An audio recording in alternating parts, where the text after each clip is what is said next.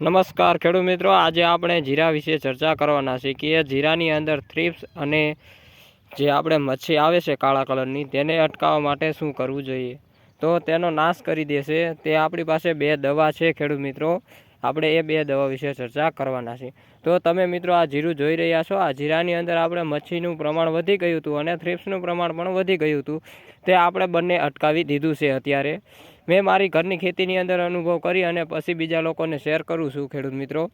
તો તમે આ જોઈ રહ્યા છો, તમને સ્ક્રીન ઉપર જે દવા દેખાય છે ચીની કમ નામની, તે તમારે જીરાની અંદર તમે જો તેનો છંટકાવ કરશો તો તેનાથી તમારે થ્રિપ્સ હશે તો થ્રિપ્સ અટકી જશે અને એનું મૃત્યુ પામે છે।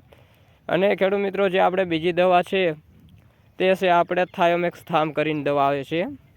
ઘણા લોકોએ આ દવાનો ઉપયોગ પણ કર્યો છે અને ઉપયોગ પણ કરી રહ્યા છે ખેડૂત મિત્રો, અને હું પણ ઉપયોગ કરું છું મિત્રો એ દવાનો।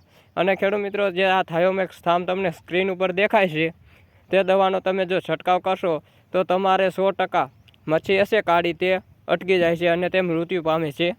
એટલા માટે ખેડૂત મિત્રો, જો તમને અમારી માહિતી જો સાચી લાગી હોય તો લાઇક કરજો, શેર કરજો અને સબસ્ક્રાઈબ કરવાનું ના ભૂલતા। અને તમે આ જીરું જોઈ રહ્યા છો, આ જીરાની અંદર આપણે ભરપૂર પાકનો દાણો બનાવવાનો છે, એટલા માટે આપણે કઈ દવાનો ઉપયોગ કરવો જોઈએ તો ખેડૂત મિત્રો, આપણે જે ડાયથન કરીને 45 આવે છે તેનો છંટકાવ કરવાનો। અને ખેડૂત મિત્રો, સાથે સાથે સલ્ફર 80% આવે છે તેનો ઉપયોગ કરવો જોઈએ આપણે। જો તમારા સસ્તી અને સારામાં સારી દવા છે ખેડૂત મિત્રો, એનો તમે જો છંટકાવ કરશો તો ખેડૂત મિત્રો તમારે જીરાની અંદર 100% ભરપૂર પાકનો દાણો થશે અને કંઈ આપણે જ્યારે ઠાર પડે ત્યારે ઠાર પણ આવશે, તે પણ નડશે નહીં જીરાની। તો ખેડૂત મિત્રો, તમને જો અમારી માહિતી જો આ સાચી લાગી હોય તો લાઇક કરજો, શેર કરજો અને સબસ્ક્રાઈબ કરવાનું ના ભૂલતા।